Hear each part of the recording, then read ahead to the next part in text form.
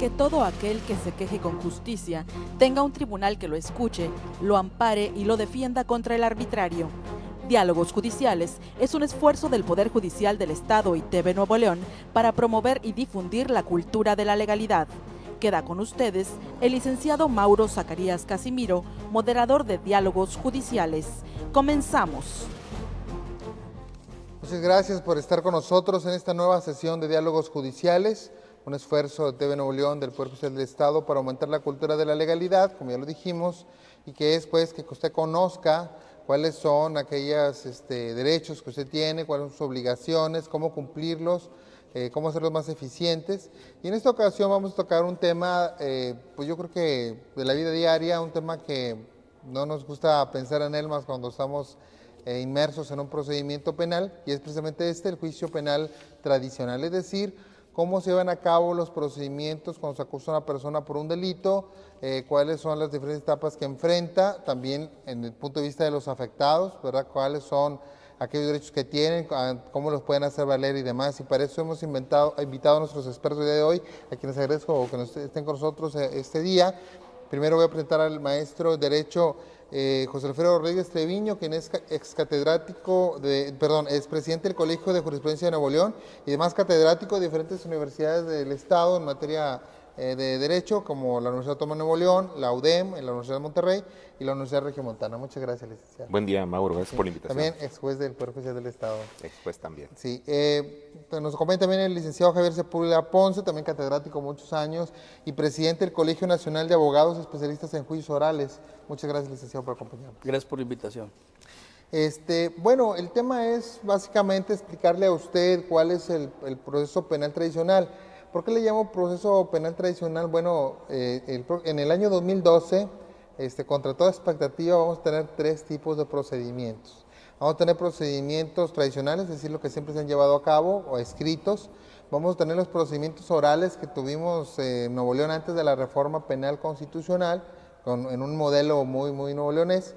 Y vamos a empezar con los procedimientos orales ya con la reforma nacional, que serán los que dominarán ya en el futuro y que pues nos estamos preparando en ellos, tanto jueces como litigantes, maestros y demás. Pero bueno, en este caso vamos a tratar el tema de cuál es el proceso que siempre se ha llevado a cabo en México, el proceso escrito, que obviamente ha evolucionado, actualmente cómo se lleva a cabo y en qué se aplica. No sé, maestro, si nos podría decir básicamente ahorita cuáles son los en Monterrey y en Nuevo León, los delitos que se ven a través de ese tipo de procedimiento penal tradicional. Bien, el Código Penal y de Procedimientos Penales ha establecido qué delitos son los que ya se ventilan a través del juicio oral y, por excepción, cuáles son los que deben ventilarse a través de los procedimientos ordinarios. El artículo primero del Código de Procedimientos Penales señala dos tipos o clases de procedimientos tradicionales, que es el procedimiento ordinario y el procedimiento sumario. Okay. En este propio artículo se establece cuáles son las etapas de estos procedimientos y se habla de 6 diferentes etapas que las voy a abordar así muy brevemente. Okay. La primera se denomina preparación de la acción penal. Le corresponde al Ministerio Público, inicia a partir de que éste tiene conocimiento de la posible comisión de un delito, a través de una denuncia, a través de una querella, y la labor que realiza aquí el Ministerio Público es de auténtica investigación, porque debe de allegarse de todos los elementos, de todos los datos, de todas las pruebas que considere necesarias para poder acreditar 2 supuestos, que es cuerpo del delito y probable responsabilidad del infractor. Aquí termina la primera etapa porque el Ministerio Público pretende o busca la pretensión punitiva del Estado, es decir, que aquel infractor que comete un delito, en un futuro, si se demuestra su culpabilidad, sea condenado. Okay. Vienen otras etapas como la preparación del proceso, que ya le corresponde a un juez, inicia con el auto de erradicación y termina con el auto de formal prisión, el auto de sujeción a proceso o el auto de libertad por falta de elementos para procesar. En esta etapa el acusado debe rendir su declaración preparatoria y cabe la posibilidad de que pueda solicitar la duplicidad del término constitucional para el efecto de aportar pruebas de inocencia. A continuación viene la etapa de instrucción, que comienza con el auto de formal prisión o de sujeción a proceso y termina con el cierre de la instrucción. Esta etapa se caracteriza por el ofrecimiento y desahogo de pruebas. A continuación sigue la etapa de juicio, que comprende las conclusiones del Ministerio Público, las conclusiones de la defensa, la audiencia de vista, la sentencia. Vendrá una quinta etapa a cargo del Tribunal Superior de Justicia y esto se abre cuando hay un recurso o diligencias para substanciar el recurso. La última de las etapas es de ejecución y comprende a partir de que causa ejecutorio la sentencia hasta la extinción de la sanción. Básicamente, en términos sumamente generales, sí, estas son las etapas del procedimiento, tanto en el juicio ordinario como en el sumario. Excelente, porque bueno, esto ya nos da un panorama muy extenso de lo que es el procedimiento y que es lo que queremos aquí, que la gente sepa de qué se trata. Y yo creo que es muy importante abordar cada una de estas etapas de forma también muy general para ir explicando cada una de ellas. Pero, ¿quería comentar algo? Sí, los delitos culposos, sí, no graves fueron los primeros que se enviaron a audiencia de juicio oral.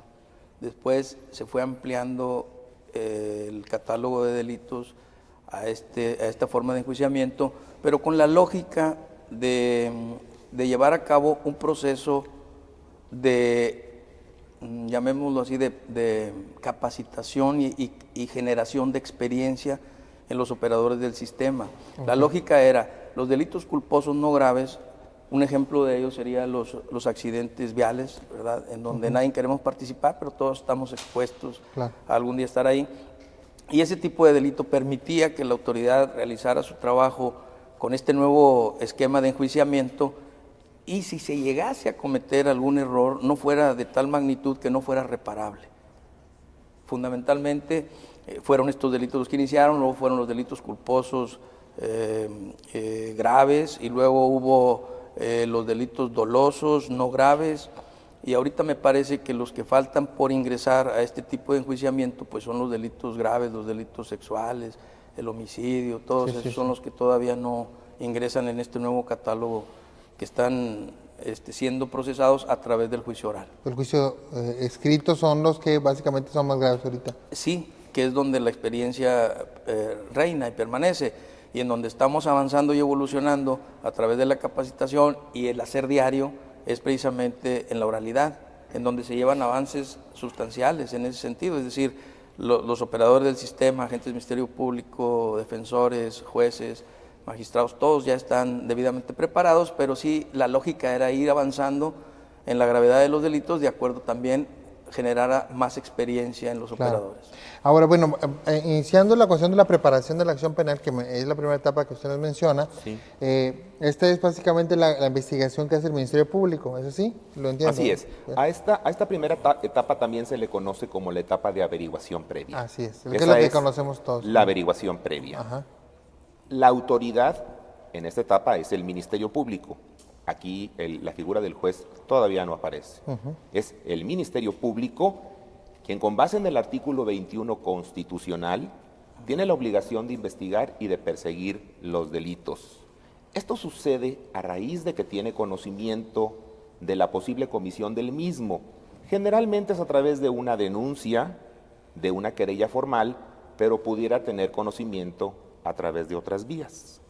Es decir, tan pronto tenga conocimiento el Ministerio Público, debe investigar, debe abrir un expediente que se llama averiguación previa, en donde van a participar la víctima, el acusado y su defensor. Ellos deben de aportar las pruebas para acreditar sus respectivas pretensiones. Es evidente que la pretensión de la víctima es acreditar que se cometió un delito, acreditar que el sujeto es responsable y, por supuesto, busca o procura la reparación del daño y perjuicio. Con un interés sumamente opuesto aparece el acusado y su defensor, quienes van a demostrar o tratar de demostrar en esta averiguación previa que no se cometió un delito o que se cometió bajo estas circunstancias atenuantes de penalidad, que la persona es inocente o en un grado de participación menor. No significa, no significa, Mauro, que necesariamente el abogado o el acusado vaya a pretender demostrar su inocencia. Con demostrar incluso que participó, pero de una manera atenuada o con una excluyente de responsabilidad, con eso puede estar logrando su objetivo. Aquí estamos hablando que en el Ministerio Público es un minijuicio.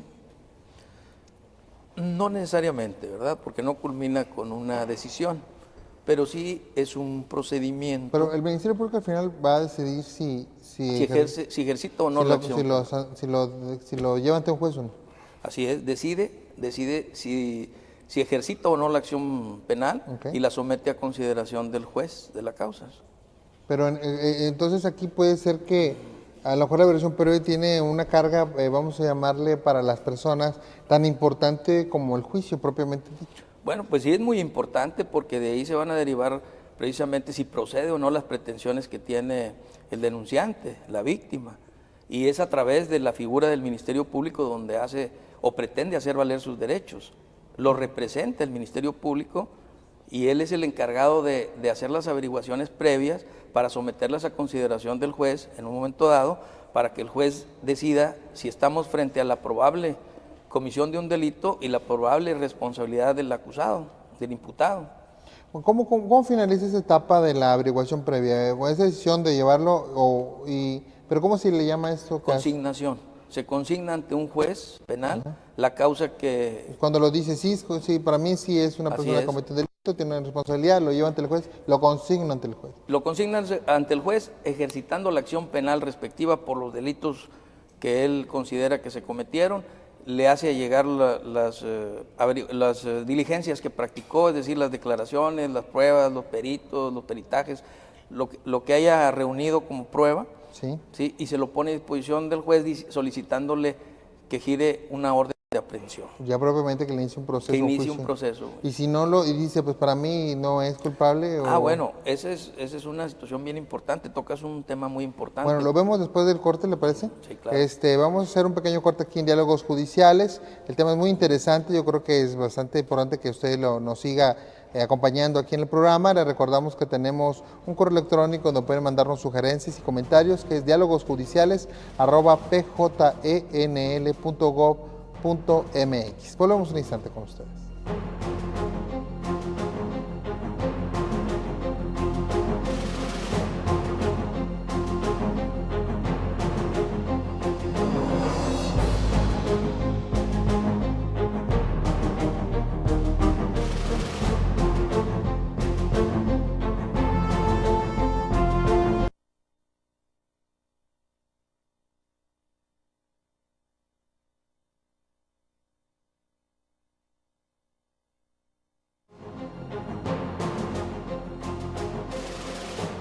Gracias por seguir acompañándonos en Diálogos Judiciales. Estamos tocando el tema del proceso penal tradicional, es decir, el procedimiento escrito que todavía tenemos en Nuevo León, a espera de un nuevo procedimiento oral que se va a aplicar en toda la nación, donde pues ya será un proceso predominantemente oral ante un juez, como se está haciendo ahora, pero con otras características. Actualmente, como ya lo comentaron nuestros expertos, tenemos este juicio escrito que ve los delitos de mayor importancia, como el homicidio, el secuestro y demás.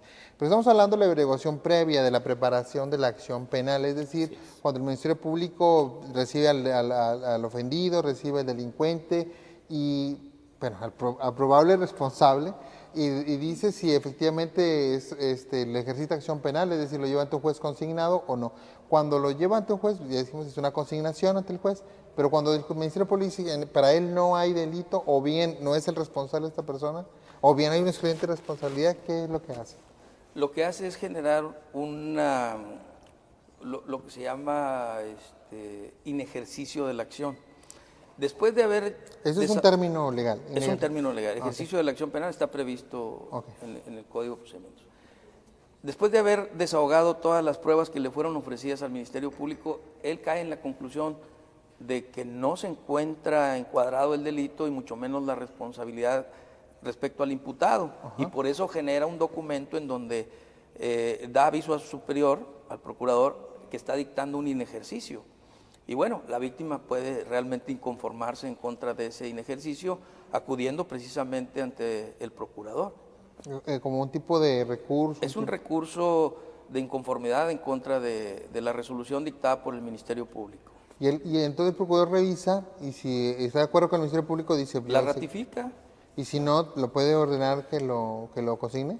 No, puede ordenar que se revoque ese inejercicio y realice algunas otras diligencias para que vuelva. que posiblemente quedaron pendientes por desahogar y que vuelva a emitir una resolución. Y a lo mejor ahí en ese caso... Pudiera ser, si las pruebas que se desahogan arrojan datos concluyentes, pudiera ser que varíe. Entonces ya con resolución del Ministerio Público o esta decisión de ejercitar la acción penal, de decir esta persona para mí, hay un delito y para mí esta persona es quien lo comete, es decir, cuerpo del delito y por responsabilidades, como comentaba usted, lo lleva ante un juez. ¿Qué le piden al juez? ¿Qué hace el juez en esta etapa? Bien, Mauro, mira, habrá que distinguir si la averiguación se integra con persona detenida o sin persona detenida. Es decir, cuando se pone a disposición del Ministerio Público a la persona detenida, es porque se le sorprendió en flagrancia. Entonces, la policía lo lleva al Ministerio Público y el Ministerio Público tendrá 48 horas nada más para consignar o dejarlo en libertad.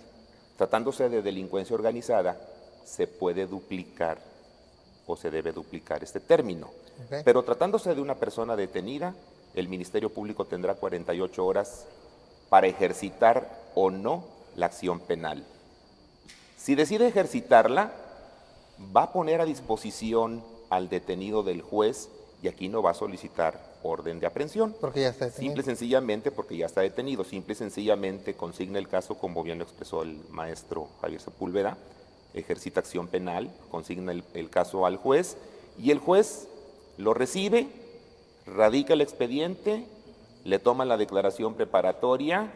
Este plazo se puede duplicar, el de las 72 horas, que es el plazo que tiene el juez para pronunciar el auto de formal prisión, el auto de sujeción a proceso o el auto de libertad, y en ese sentido se integra la segunda etapa del procedimiento. Pero puede suceder, Mauro, que la persona no esté detenida, entonces la averiguación previa se va a prolongar por un tiempo que no está bien previsto por la ley.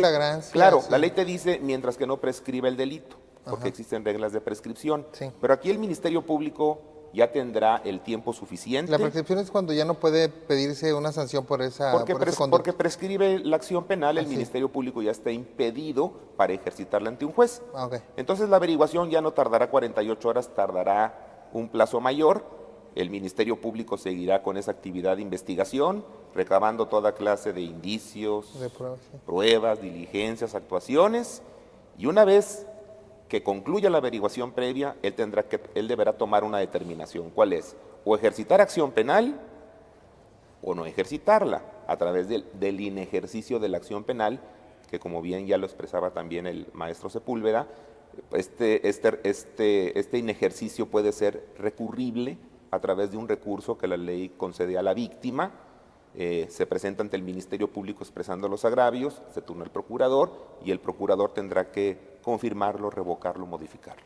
Bueno, ya cuando inicia esta segunda etapa, que ya le llevan al detenido, o en este caso, o bien no lo llevan detenido, pero lo llevan, presentan la consignación, pidiéndole una orden de aprehensión al juez, el juez resuelve diciendo, si hay delito, este es probable responsable, tráigamelo para acá, si no está detenido, ¿verdad? Que es la famosa orden de aprehensión.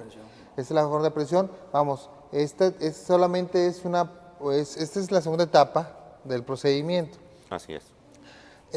pues esta segunda etapa nos la saltamos cuando ya está detenido, ¿verdad? Porque ya no... Bueno, la segunda etapa tiene que integrarse, Mauro, nada Sí. más que la situación o circunstancia es diferente. Sí. Porque cuando no está detenido, el juez no tendrá que analizar una orden Ok. de aprehensión. Simple y sencillamente los pasos siguientes es radicar el asunto, Sí. tomar declaración preparatoria Ok. y dentro de 72 horas, si es que no se solicitó la duplicidad del término, Sí. dentro de 72 horas resolver la situación jurídica Ok. mediante un auto de formal prisión, sujeción a proceso, auto de libertad. Y un poquito más adelante me gustaría aclarar bien el tema de la formal prisión, porque Sí. muchos se asustan. Muchos dicen, formal prisión, ¿qué significa? ¿Ya soy culpable? Así es. ¿Y ya me voy a Bueno. permanecer aquí cierto tiempo en prisión? No es así. El auto de formal prisión simple y sencillamente es el inicio de un proceso penal. Pero si fuera la inversa, licenciado Mauro, o sea, la persona no está detenida, entonces aquí el juez tendrá que primero radicar el expediente en 10 días. Tendrá que resolver la solicitud de orden de aprehensión que formuló el Ministerio Público en 15 días. Y hasta que no se detenga al presunto responsable, hasta entonces Se se declara, sigue sí. el tema de la declaración preparatoria y del auto de formal prisión.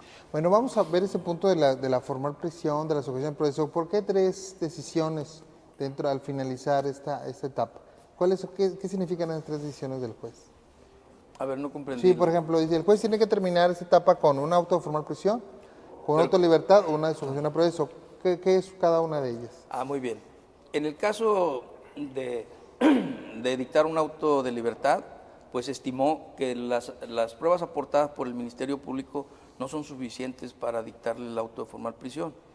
En el caso contrario, considera que las pruebas que le fueron allegadas dentro de la consignación que hizo el Ministerio Público son suficientes para considerar la probable comisión de un delito y la probable responsabilidad del imputado, y por eso dicta el auto de formal prisión. Y el de sujeción a proceso significa que lo puede hacer en libertad, puede enfrentar en libertad el proceso por tratarse de un delito menor. ¿Es así? Bueno, la distinción que te marca la ley es la siguiente.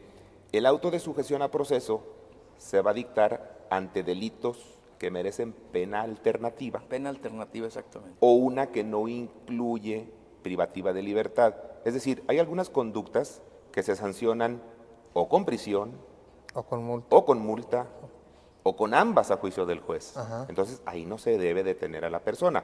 Por eso se le dicta auto de sujeción a proceso. Ok. Y habrá algunas conductas en donde se sanciona con pura multa.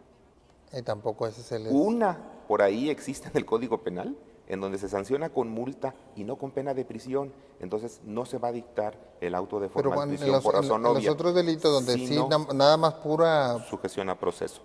Pero en los demás delitos, en donde la ley contempla prisión y multa u otras sanciones, ok. ahí se dicta el auto de formal prisión con independencia de la pena. Aunque la pena sea bajita, se dicta el auto de formal prisión. Y ahí se le ¿Qué deja... solo implica, Mauro, Sí, a ver, sí. el comienzo de un procedimiento? Pero la persona, por ejemplo, aquí, porque el tema de la libertad es muy importante, ¿verdad? Cuando se dicta la formal prisión, quiere decir que se le puede condenar con prisión y con multa, ¿verdad? Y con o bien multa. pura prisión. Bueno, vamos. A la persona se le deja en una prisión preventiva, Bien, ¿o no? cuando se dicta la formal prisión, incluso antes, la persona puede salir en libertad provisional bajo caución. Pero bueno, pero la regla general es que queda en prisión preventiva, pero puede salir Sí, bajo caución. sí. Nada más que aquí ya habrá que tocar el tema de los delitos graves y los no graves. A ver, sí. Es decir, desde que el Ministerio Público ejercita la acción penal, le está diciendo al juez, yo lo estoy acusando por un delito grave o por un delito no grave. Ajá. Entonces, la gravedad o no la señala el artículo 16 bis del Código Penal. Ok. Es decir, el sujeto puede estar libre desde la etapa de averiguación previa, desde el Ministerio Público, y en ese caso es obvio que no se va a pedir una orden de aprehensión al juez. Pero vamos a suponer que lo consignaron detenido Sí. y no es delito grave, entonces puede obtener el beneficio de la libertad provisional bajo caución. El término auto de formal prisión es un término que data desde hace muchísimos años. Significa jurídicamente el comienzo de un procedimiento. No significa que la persona va a quedar presa irremediablemente. Significa el comienzo de un procedimiento. Y la reforma me parece que cambia el término auto de formal prisión por auto de vinculación al proceso. Muy bien. Pero no solo eso cambia la reforma, ¿verdad? No, cambia muchas cosas. Pero eso, bueno, pero aplicado justamente a esta etapa, a esta parte. Sí. Y por lo que el abogado menciona de hacer la distinción clara de que se trata el inicio apenas del proceso con el auto de formal prisión, y que no significa con ello que ya se está sentenciando a alguien. No. Pero justamente a donde yo quería mencionar o quería llegar es precisamente que con motivo de el primer pronunciamiento del Ministerio Público, del juez a la solicitud del Ministerio Público respecto a la orden de aprehensión, ahí hay un pronunciamiento del juez ya en donde considera que existe la probabilidad de un delito. Y cuando emite la segunda opinión el mismo juez con el auto de formal prisión, si así lo consideró, es que se vuelve a manifestar con respecto al caso que están poniendo en sus manos. Y por eso decía yo que esa fue una de las reformas importantes, claro, en donde ahora todo eso sucede con un juez de preparación y no con el de juicio. Que es el que al final lo va a sentenciar. Es el que va finalmente a decidir. Sí. Ese fue uno de los motivos de la separación. Sí, bueno, eso es importante porque obviamente cuando, digamos, es un delito grave o es un delito que amerita la prisión, sí, cuando se solicita la formal prisión, si se le llega a considerar que hay elementos suficientes para una probable responsabilidad, es decir, todavía no te digo que eres responsable, pero probablemente sí lo eres, te voy a dejar en prisión preventiva a menos de que te fijo una caución de acuerdo a la reparación del daño y todo lo demás. Pero para ver, esa es la caución, que es un punto muy importante, vamos a hacerlo en el próximo corte. Por eso les agradezco que estén aquí con nosotros y les recuerdo que tenemos también la página electrónica del Poder Judicial del Estado, que es www.pjnl.gov.mx, o en cualquier buscador pongan Poder Judicial del Estado de Nuevo León y encontrarán mucha información que es muy importante que conozcamos todos los habitantes de Nuevo León. Volvemos un instante con ustedes.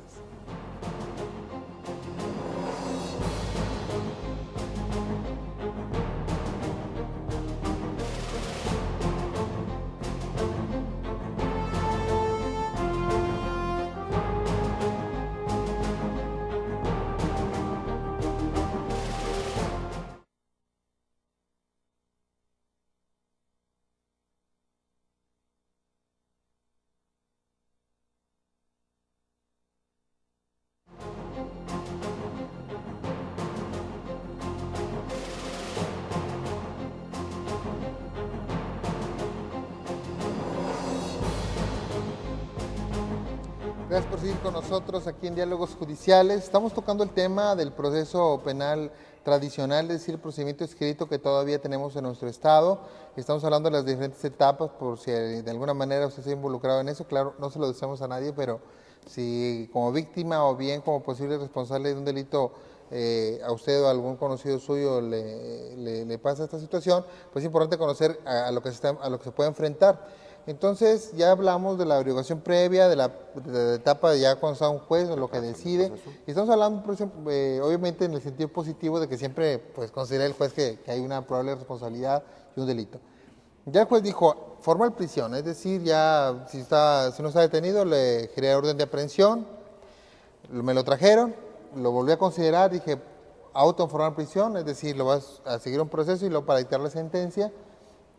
Los dejo en prisión preventiva, pero si el delito lo permite, porque entiendo que hay unos delitos que no permiten fianza, ¿verdad? O caución, le voy a fijar una caución. ¿Qué es la caución y qué es lo que se considera dentro de la caución? Muy bien, la caución es una garantía de que el sujeto va a permanecer a disposición del juez para cada vez que haya sido necesaria su presencia, bueno, pues acuda a realizar las diligencias a las que se le cite, ¿verdad? Y la garantía puede consistir en el depósito de una cantidad de dinero y esa o cualquier, hay a través del depósito de un billete, o puede ser... un certificado de depósito, sí. Un certificado de depósito, o puede ser un bien el que ofrezca como garantía. ¿Qué se toma en cuenta? Pues se toma en cuenta el daño que se haya reclamado, ¿no? Cómo se ha reclamado y el juez es en el caso de que sea el juez el que impone la fianza, él va a considerar cuál es suficiente la garantía de acuerdo a las pretensiones del denunciante. Y si es el Ministerio Público, realiza la misma operación. Esto es para que, en dado caso, para dejarlo en libertad y no se esconda o se vaya y no enfrente el juicio. Se dice evada la acción de la justicia. ¿Para qué no va de la acción de la justicia? Exactamente.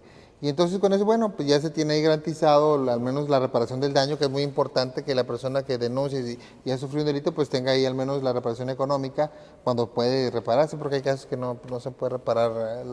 Y se le impone además la obligación de ir cada semana a reportarse. A firmar ante el juez. firmar Es la ante el juez. típica firma que todos sabemos. Así es, Bueno, Mauro. Si me permiten nada claro, más abundar un poquito en este tema. Sí. El juez, para conceder o negar la libertad provisional bajo caución, va a tomar en cuenta varios factores. El más importante es que el delito sea o no grave, pero quiero hacer este señalamiento. De acuerdo con una reforma al artículo 20 constitucional, el juez incluso, tratándose de delitos no graves, puede negar el beneficio de la libertad bajo caución si considera que el sujeto es peligroso. Y esa peligrosidad lo revela sus antecedentes criminales o la forma como haya actuado.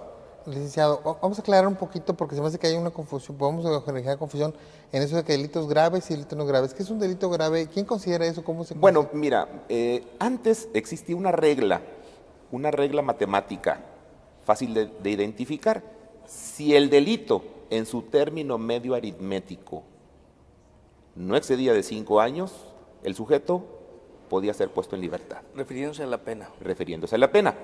Si el delito tenía una penalidad mayor en su término medio aritmético, no alcanzaba fianza. Esto cambia, Mauro. Y ahora el artículo 16 bis del Código Penal señala con claridad cuáles son delitos graves y cuáles son delitos no graves. Corrupción de menores, lesiones que provocan la pérdida de algún miembro, etcétera, los puede calificar la ley como delitos graves. Ya la ley dice. Entonces, cuáles son la ley delitos te dice, Ajá. tendríamos que checar, en particular el caso, la consignación del Ministerio Público, compararlo con ese artículo y decir, ¿viene o no viene aquí? Si no viene incluido, Es delito no grave. no es delito grave. Si viene incluido, es delito grave. Ajá. Y ya no tendría derecho a la libertad. Ok. Hay muchísimos delitos o conductas que sí permiten el beneficio de la libertad provisional bajo caución. Entonces, para que el sujeto o la persona, el sujeto activo, obtenga su libertad, el juez le va a fijar 3 montos diferentes. El primero, que garantice la reparación del daño y perjuicio. Segundo, que garantice las sanciones pecuniarias, o sea, las multas, si es que existe.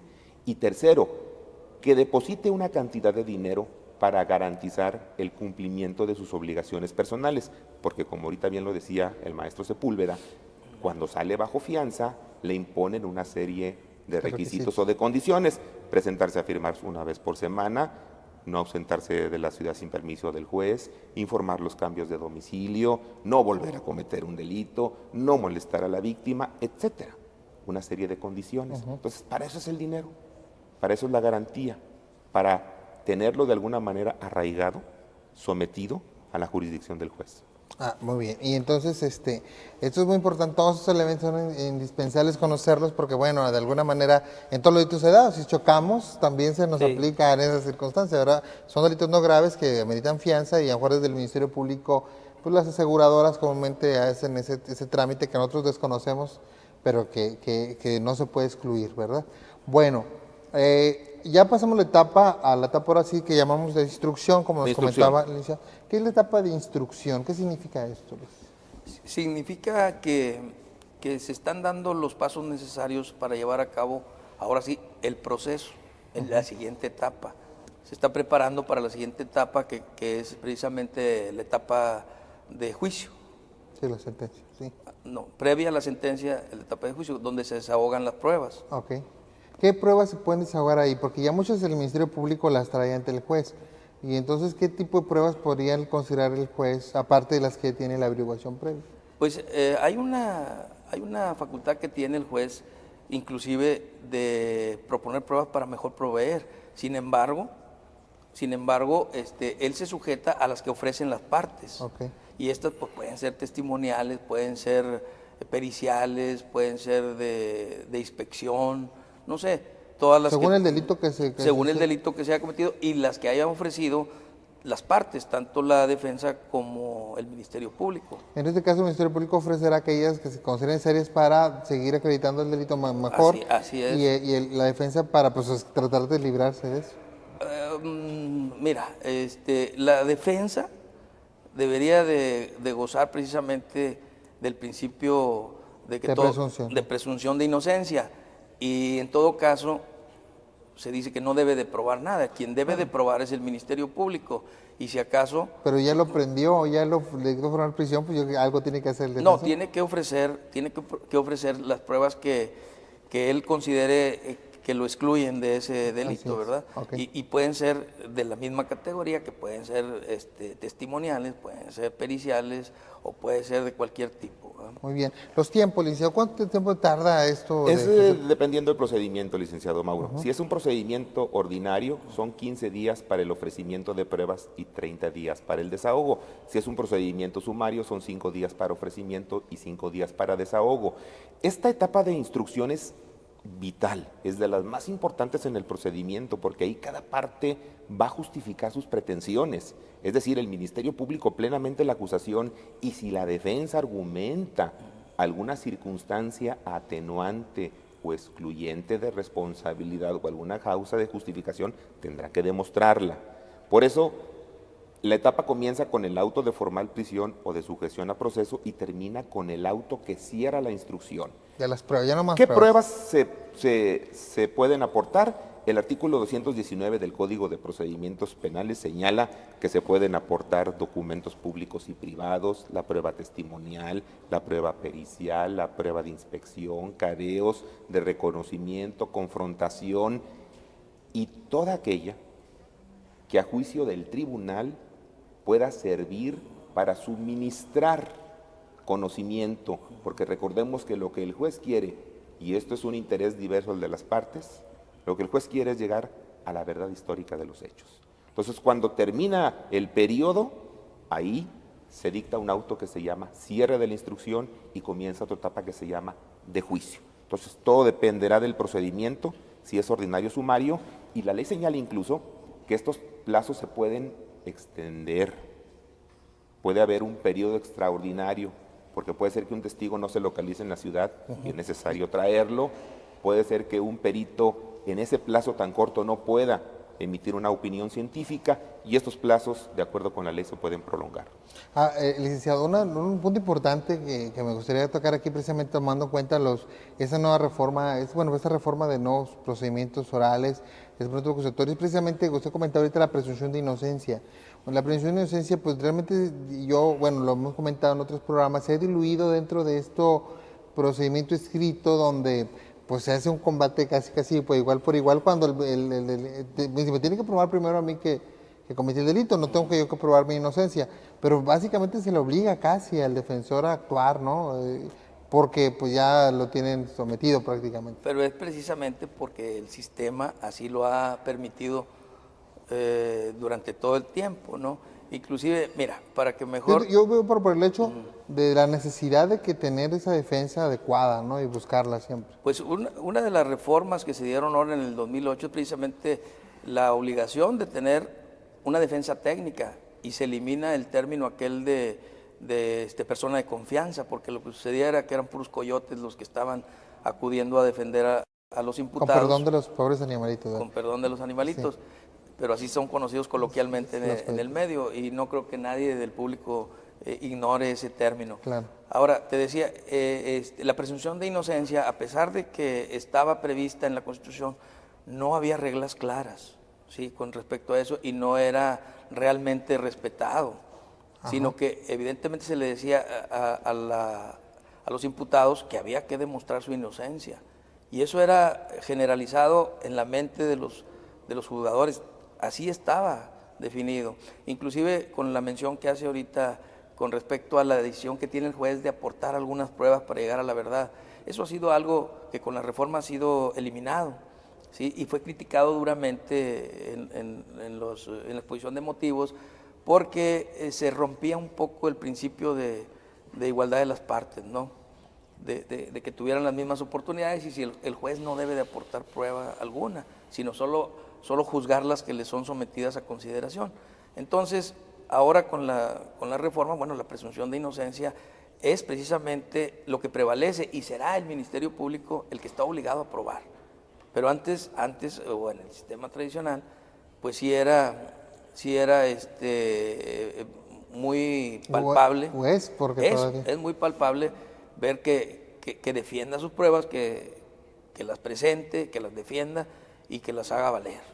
Muy bien, vamos a hacer un corte más aquí en Diálogos Judiciales. Les recordamos también que tenemos ya una activa participación en las redes sociales, con Facebook, con el Poder Judicial del Estado de Nuevo León, o en Twitter con @Poder Judicial NL. Entonces ahí los esperamos para que vean nuestras noticias, lo que estamos publicando para ustedes, y tener una interacción pues con todos los que tengan interés en saber qué hacemos aquí en el Poder Judicial del Estado de Nuevo León. Volvemos un instante con ustedes.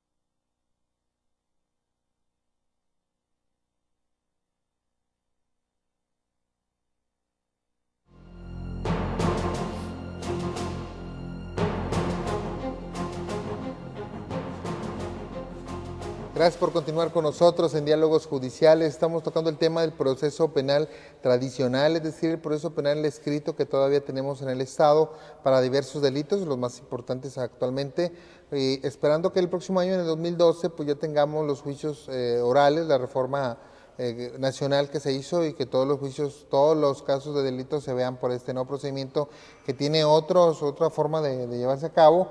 Y bueno, será un aprender también para todo el gremio de abogados, todos los juzgadores, y también para la población. Entonces, ya acabamos de hablar sobre las pruebas de la instrucción. Ya la última etapa ante el juez es la etapa de juicio, ¿verdad? Así es. ¿Qué es esa etapa? Es la siguiente etapa, y comprende las conclusiones del Ministerio Público, las conclusiones de la defensa, la audiencia de vista y la sentencia definitiva de primera instancia. Hace un momento comentaba la importancia de las pruebas. Ajá. Es fundamental que las partes suministren conocimiento al juez, y ese conocimiento las pruebas lo suministran. Por eso es importante, porque luego vendrá la etapa de conclusiones, que es la primera etapa del periodo de juicio, en donde justamente con base en las pruebas aportadas y desahogadas, el Ministerio Público formula su acusación. Y en las conclusiones va a decir: al lugar a acusar, o presento conclusiones acusatorias, porque todas estas pruebas conllevan a la comprobación plena del delito y a la comprobación plena de la responsabilidad del sujeto, y pido todas estas sanciones. A continuación viene la etapa de conclusiones de defensa, en donde igual el defensor, con base en las pruebas que le benefician, pues va a tratar de alegar la inocencia de su defendido o alguna circunstancia que le beneficie. A continuación viene la audiencia de vista, que es la etapa final, y la sentencia. Hablando de los procedimientos tradicionales, licenciado Mauro, esta etapa es corta. En el juicio sumario son 3 días para las conclusiones del Ministerio Público, 3 días para la defensa, 3 días para la audiencia de vista y 3 días para la sentencia. En un procedimiento ordinario cambia, serían 5 días para las conclusiones del Ministerio Público, 5 días para la defensa, 5 días para la audiencia de vista y 15 días para la sentencia, en la inteligencia de que estos plazos se pudieran prolongar si el volumen del expediente es mayor. Muy bien. Aquí, ¿qué importancia tiene a que el Ministerio Público, por ejemplo, veo que dice, va a decir qué pruebas y qué se demostró, qué no se demostró, y va a pedir las sanciones? Que digamos que no pida las sanciones, o bien que no haga una buena explicación en sus conclusiones. ¿Eso qué le puede aportar al proceso o al juez? Es la formalización de la acusación, como lo decía el abogado. Yo lo resumiría de la siguiente manera. Es la última oportunidad que tiene de decirle al juez por qué debe de fallar en favor de él o del tema que él está manejando. Ok. ¿Sí? Un alegato, ¿no? Es bueno, por ahí viene una etapa final de alegatos que también finalmente le hace ver al juez por qué debe de fallar en favor de su causa, y lo mismo sucede con la defensa. Esa es la última oportunidad que tienen de hacerle ver al juez realmente cómo fue, en el caso del Ministerio Público, qué probó, qué sí probó, y por parte de la defensa, qué no probó el Ministerio Público, para que ya quede ahora sí el proceso en la etapa de sentencia. Ya el juez ya escuchó a las dos partes, sus argumentos de por qué debe dictar un fallo a favor de cada uno de acuerdo con sus argumentos, y ahí finaliza ya esa etapa y queda en el suspenso, ya en el sentido de que el juez diga o determine la convicción que tuvo respecto a las pruebas que le fueron ofrecidas por las partes. Muy bien. Cuando el juez ya decide, bueno, cuando va a dictar sentencia, ¿qué consiste la sentencia? ¿Qué debe decir el juez en esa sentencia? ¿Cómo se integra? Bien, bueno, la sentencia pues es la decisión final del juez. El juez tendrá que tomar una serie de factores para pronunciar su fallo. En esta sentencia el juez buscará primordialmente si se cometió un delito, las circunstancias en que éste fue cometido y la responsabilidad o la irresponsabilidad del sujeto, porque el juez bien puede dictar una sentencia condenatoria como una sentencia absolutoria. Regresándonos un poquito, Mauro, a este tema de las conclusiones, porque es muy importante, y si partimos de la base de que el Ministerio Público es una institución de buena fe, puede ser que el Ministerio presente conclusiones de no acusación. O sea, no necesariamente tiene que ser conclusiones acusatorias. Puede ser que presente conclusiones de no acusación o conclusiones contrarias a las constancias de autos, en cuyo caso el juez tendrá que darle vista al procurador para que el procurador las confirme. Imaginémonos que el Ministerio Público presenta conclusiones de no acusación y son confirmadas por el procurador. La persona queda libre a través de un sobreseimiento, sin necesidad de audiencia de vista y sin necesidad de sentencia. Y sin que el juez se pueda oponer a eso. Porque no se puede oponer a eso, porque el Ministerio Público conserva el monopolio de la acción penal. Pero vamos a suponer que se fue hasta el final. Entonces, el juez básicamente, así en términos sumamente generales, es lo que busca los 4 factores recién apuntados. Sí, porque después cuando le notifican la sentencia a las partes, casi siempre se les da un papel donde viene nada más la última parte, que son los puntos resolutivos, es decir, si lo considero responsable, lo condeno a esto o no lo condeno, y la gente piensa que nada más el juez decidió eso, pero es más, ¿no? Es lo más lo que hace la investigación, o bien el estudio que hace el juez es muy completo en cuanto a eso. Es más completo y lo puede consultar en cualquier tiempo, pero ahí en la notificación de los puntos resolutivos es solo un concentrado de ese estudio que se hizo. Y viene abarcando todas las pruebas, tiene que valorar todas las pruebas. ¿Qué pasa si el juez, por ejemplo, si el juez no toma en cuenta ciertas pruebas que se desahogaron, no las valora, ¿eso qué conlleva? Seguramente va a ser un daño que será reparado en segunda instancia, porque viene otra etapa que se llama actuación del Tribunal Superior de Justicia. Esta etapa se abre con motivo de los recursos. Entonces las sentencias son apelables. Okay. Es el recurso de apelación. Y a través procede aquí el recurso de apelación. A través de la apelación y expresando un agravio en ese sentido, incluso en materia penal, aunque no haya agravio, o aunque el agravio sea deficiente, el magistrado tiene la plena facultad de suplir la deficiencia de la queja, tratándose del acusado o del defensor, no del Ministerio Público. Entonces, si alguna prueba no fue bien valorada, si se alteraron los hechos, si se aplicó inexactamente la ley, entonces eso va a ser reparado en segunda instancia, a través de una decisión del magistrado.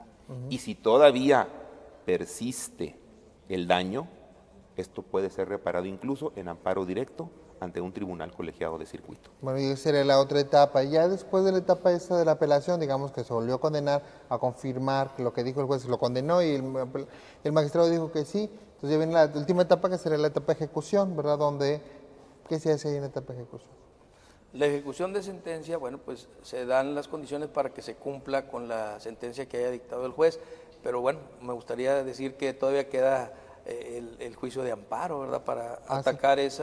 esa última resolución que hizo en segunda instancia. Okay. Todavía el imputado, si le fue desfavorable la sentencia, tendría esa oportunidad de acudir ante un juez de distrito solicitando el amparo. El amparo directo, como Directo, así okay. es. Y luego ya se ve en la ejecución, donde, bueno, si es condenado, pues Sí. va a prisión. Bueno, cumple la condena si la da en prisión, y las económicas en caso de que se den, ¿verdad? Recientemente se crearon los jueces de ejecución de sentencia, lo que significa, licenciado Mauro, que el juez que conoció de ese procedimiento ordinario o sumario va a dejar de conocer.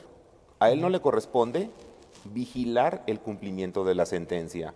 Hasta hace poco le correspondía a prevención y readaptación social. De acuerdo con el nuevo sistema de justicia, ahora le corresponde al juez de ejecución. Entonces, una vez que causa ejecutoria, una vez que se convierta a la verdad legal, porque ya culminó la apelación o el amparo, se pasa al juez de ejecución para que él vigile el cumplimiento de la sentencia. Y puede ser que al sentenciado se le otorguen beneficios. Es decir, no necesariamente la sentencia impuesta la debe de cumplir en prisión. Se le puede otorgar el beneficio de la condena condicional, el beneficio de la conversión de la pena. Si es que va a estar detenido, el juez vigilará que se rehabilite, que esa es la función primordial de las penas, incluso otorgar un beneficio que se llama remisión parcial, porque por cada 2 días de trabajo se le descuenta uno. Entonces, pues ya el juez de ejecución de sentencia se encargará de todo. La condena condicional es fijar una fianza en lugar de la pena de prisión. Y que tratándose ya de un reo ejecutoriado, lo que se fija es una caución por algún beneficio. Es decir, porque se sometió al beneficio de la condena condicional, se le va a fijar una caución. Una fianza en dinero. Una fianza en dinero para que él cumpla la sentencia en la calle, evidentemente con una serie de requisitos o de condiciones. Bueno, el tiempo realmente es corto y el tema es muy amplio. Les agradezco mucho que estén con nosotros. Agradezco mucho al licenciado, al maestro José Alfredo Rodríguez Treviño, expresidente del Colegio de Jurisprudencia de Nuevo León, catedrático universitario, ex juez también del Estado. Muchas gracias, licenciado. Gracias, licenciado Mauro. Al licenciado Javier Sepúlveda Ponce, presidente del Colegio Nacional de Abogados Especialistas en Juicio Oral. Muchas gracias, licenciado. Gracias a ti. Y muchas gracias a usted por habernos acompañado aquí en Diálogos Judiciales. Lo esperamos en la próxima sesión. Muchísimas gracias.